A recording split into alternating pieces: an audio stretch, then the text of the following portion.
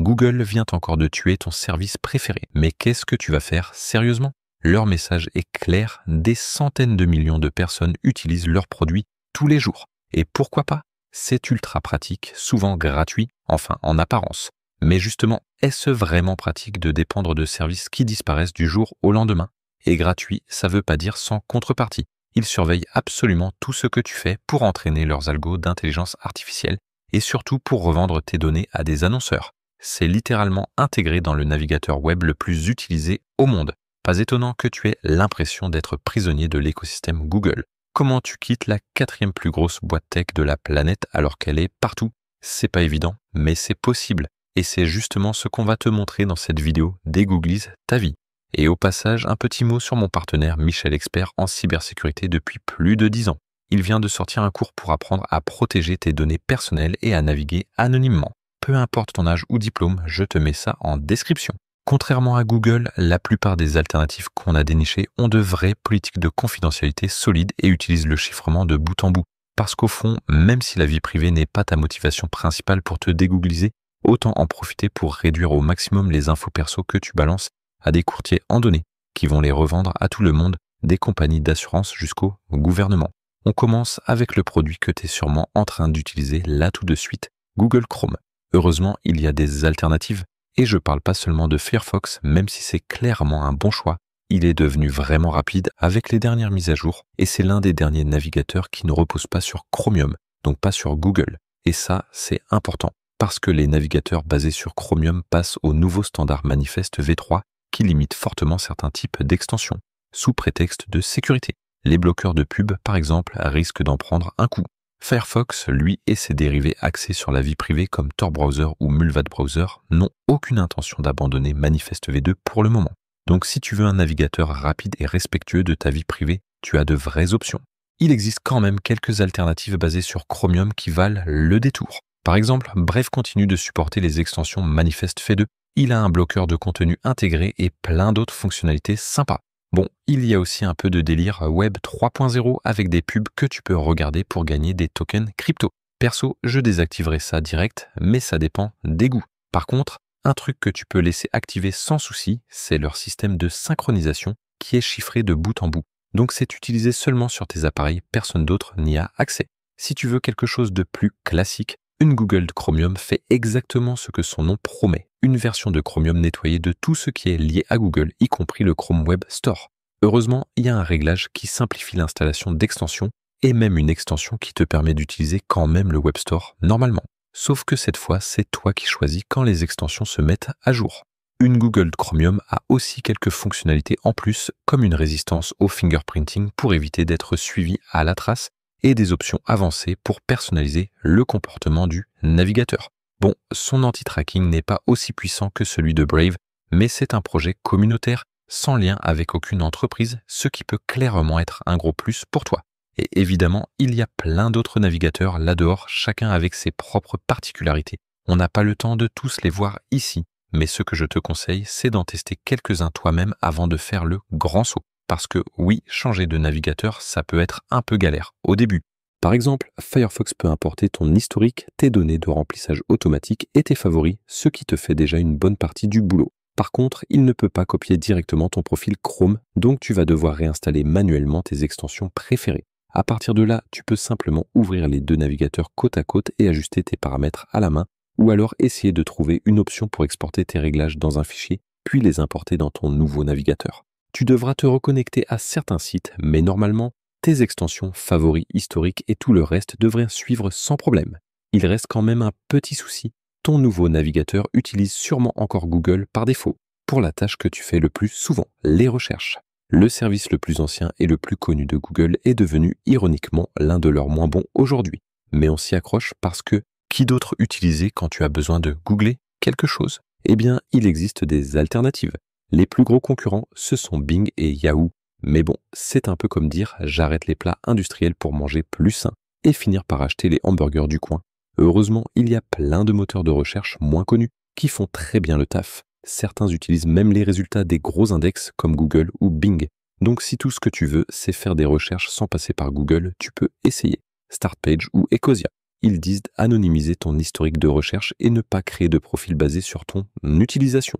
Startpage d'ailleurs, c'est l'un des premiers moteurs de recherche privés, ça remonte aux années 90. DuckDuckGo, c'est le moteur par défaut du navigateur Tor et il utilise les résultats de Bing. Les trois ont des protections solides pour la vie privée. Ils ne montrent que des pubs liées à ta recherche, pas à un profil te concernant. Et Ecosia, en bonus, utilise ses revenus pour planter des arbres. Plutôt cool, non? Une alternative puissante et de plus en plus populaire, c'est Brave Search. Il utilise un moteur bien reconnu avec de solides protections de la vie privée. Contrairement à DuckDuckGo, Brave collecte des données analytiques par défaut, mais tu peux désactiver tout ça dans les paramètres. Tu peux aussi couper les fonctionnalités que tu n'utilises pas. Et si tu en as marre des pubs, Brave propose aussi une version premium sans pub pour 3 $ par mois. Et puisqu'on parle de premium, il y a aussi Kagi, un moteur de recherche payant uniquement. Il est ultra rapide, mais surtout, il propose la politique de confidentialité la plus complète parmi tous ceux qu'on a évoqués. Tu as aussi un contrôle direct sur le classement des pages avec des infos utiles comme l'âge du domaine ou le nombre de trackers détectés pour t'aider à faire le tri. Kagi offre 100 recherches gratuites. Ensuite, il faut voir si ça vaut le coup de sortir la CB. DuckDuckGo, Brave et Kagi disent tous utiliser leur propre index de recherche, ce qui leur permet de classer les pages eux-mêmes et de proposer des résultats originaux. Mais seul Brave affirme avoir un index complètement indépendant. Et bien sûr, il existe plein d'autres moteurs alternatifs comme Cirx, que tu peux même héberger toi-même si tu veux aller encore plus loin. Bref, même passer à un moteur qui utilise les résultats de Google, c'est déjà un gros pas pour te libérer des choix imposés par l'empire Alphabet. Le moyen le plus simple de commencer à te dégoogliser, c'est de changer ton moteur de recherche par défaut. Heureusement, c'est super simple. Sur Firefox, ils ont carrément fait un moteur de recherche pour chercher des moteurs de recherche. Oui, tu peux chercher ton moteur de recherche avec un moteur de recherche. Si tu utilises un navigateur basé sur Chromium, c'est encore plus simple. Tu vas dans les paramètres et les moteurs que tu utilises s'ajoutent automatiquement à la liste. Une fois que tu en as trouvé un qui te plaît, tu cliques sur Activer, si nécessaire, puis sur les 3 petits points et tu choisis Définir par défaut. Et voilà, sauf si tu es sur Safari, bien sûr, parce que Apple sait mieux que toi. Ou plutôt, Apple est bien payé pour te le faire croire. Donc, si ton moteur de recherche préféré n'est pas dans la très courte liste qu'Apple t'impose par défaut, tu vas devoir télécharger une extension pour pouvoir l'utiliser. Merci Apple. Bon, parlons maintenant de l'email. Non seulement Google fout maintenant de la pub dans ta boîte Gmail, mais en plus, pour cibler ces pubs, ils analysent tes habitudes. Alors oui, personne ne lit tes mails mot à mot, évidemment. Mais ça ne veut pas dire qu'ils ne les anonymisent pas pour les utiliser ensuite dans l'entraînement de leurs IA, comme celles qui alimentent Smart Compose ou aident à la rédaction. Le souci, c'est que la plupart des alternatives connues à Gmail viennent aussi de grosses boîtes tech. Et même si certaines sont un peu meilleures, aucune n'est vraiment clean. Donc dans l'esprit de la dégooglisation, on va éviter celle-là et se concentrer sur 2 services axés sur la vie privée qui proposent aussi des versions gratuites. Bon, pas totalement gratuites, hein, il y a des limites et forcément ils monétisent à un moment, faut bien qu'ils vivent. Mais leurs offres gratuites sont plutôt honnêtes. Tu as souvent 1 giga d'espace avec une confidentialité bien meilleure que chez Google. Et leur offre payante, c'est pas juste filer du fric pour rien. Tu peux utiliser ton domaine perso hors Google Workspace, bien sûr, créer des adresses mail secondaires et le top, générer en 2 secondes des alias HideMyEmail pratiques pour filtrer le spam ou éviter qu'une fuite sur un site ne contamine tous tes comptes. Alors que Tutanota se concentre surtout sur l'email pur, Proton propose carrément une suite complète qui ressemble à un équivalent privé de plein de services Google. Les 2 sont chiffrés de bout en bout, donc même eux ne peuvent pas lire tes mails, même s'ils le voulaient, audités indépendamment et ils publient des rapports de transparence tous les 6 mois avec le nombre et le type de requête des autorités. Tutanota dit même aller un peu plus loin que Proton en chiffrant davantage de métadonnées. Mais soyons honnêtes, ça change pas grand-chose pour toi au quotidien. La migration est super simple. Les 2 services permettent d'importer tes anciens mails depuis les plateformes les plus connues. Donc choisis celui qui te plaît, installe-toi confortablement et dis salut à Google en vidant ta boîte Gmail une bonne fois pour toutes. Et oui, on sait que tu peux héberger ton propre serveur mail. Mais franchement, c'est bien au-delà du sujet et on te le recommande pas du tout si tu es pas ultra tech. La sauvegarde de tes photos, par contre, c'est un truc que tu peux réaliser toi-même en auto-hébergement.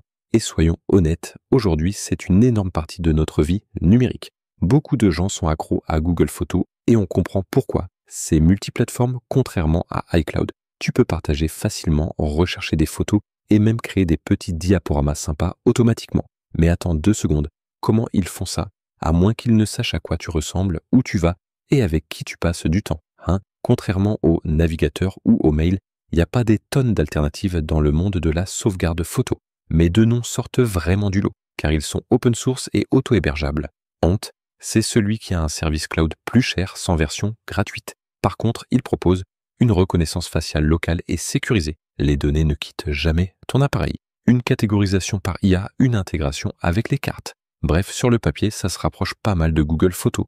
Sauf que tu dois activer manuellement ces fonctionnalités sur chaque appareil et comme tout est généré en local, ce sera sûrement moins puissant et moins précis que les modèles surpuissants de Google. Stingle, lui, a des prix plus avantageux pour le stockage cloud. Il explique en détail comment tes photos sont sécurisées, ce qui est super rassurant. Mais à part ça, il n'offre pas grand-chose de plus. Album, partage sécurisé, et c'est tout. Mais si tout ce que tu veux, c'est sauvegarder tes photos sans prise de tête et que l'organisation manuelle à l'ancienne ne te dérange pas, alors Stingle est une option moins chère et très transparente. Si tu veux simplement sauvegarder tes photos sur le cloud, peu importe lequel, ou même les répartir sur plusieurs services, tu peux utiliser une appli comme PhotoSync. Toutes ces fonctionnalités ne sont pas gratuites, mais la majorité des options de sauvegarde, y compris vers un PC ou un Mac, ne nécessitent pas d'abonnement premium. Tiens, ça me fait penser, tous les services Google que tu utilises ne sont pas visibles.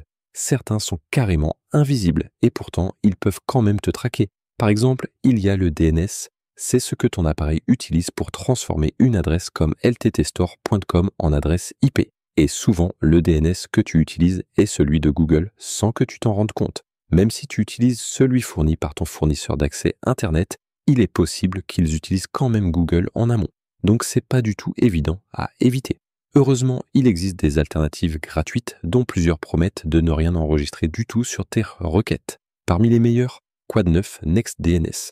Ces deux services offrent aussi des protections en plus pour sécuriser ta navigation, comme des règles pour bloquer les malwares et les domaines trackers, donc pas besoin de le faire dans le navigateur. Ce qui limite aussi un peu les problèmes causés par le fameux manifeste FI3 qui bloque certaines extensions dans Chrome. Quad9 est plus simple à configurer. NextDNS, lui, te donne un contrôle complet, mais avec un nombre limité de requêtes bloquées en version gratuite. Le seul vrai inconvénient de ces alternatives, c'est que parfois les réponses peuvent être un peu plus lentes. Tant que tu ne cherches pas de personnalisation avancée, tu peux configurer un service DNS alternatif de plusieurs façons, dans ton navigateur, au niveau de ton système d'exploitation ou directement sur ton routeur. Je te recommande d'utiliser un DNS sécurisé dès que c'est possible, mais je ne te conseille pas de cumuler plusieurs méthodes en même temps, sauf si tu sais vraiment ce que tu fais. Configurer le DNS dans le navigateur, c'est souvent la méthode la plus chiante, parce que tu dois le faire sur chaque appareil et dans chaque navigateur que tu utilises. En plus, ça ne fonctionne vraiment que sur ordinateur. Heureusement, ça ne prend pas trop de temps. Mais pour la majorité des gens, le plus simple, c'est sûrement de faire un changement au niveau du système d'exploitation. Windows 11, par exemple, gère parfaitement le DNS sécurisé. La troisième option, c'est de le configurer directement sur ton routeur. Et là, c'est super cool parce que tous les appareils connectés au Wi-Fi utiliseront automatiquement ce DNS, sauf s'ils ont un réglage personnalisé. C'est donc parfait si tu veux le faire une fois pour toutes. Sauf le jour où une appli sur ta Smart TV plante et que tu passes 2 heures à chercher le problème avant de te rappeler « Ah oui, j'utilise un DNS personnalisé ». Si tu veux te former pour apprendre à protéger tes données personnelles et à naviguer anonymement, peu importe ton âge ou diplôme avec un expert dans le domaine, je te mets ça en description et sinon on se retrouve dans une prochaine vidéo. Bye.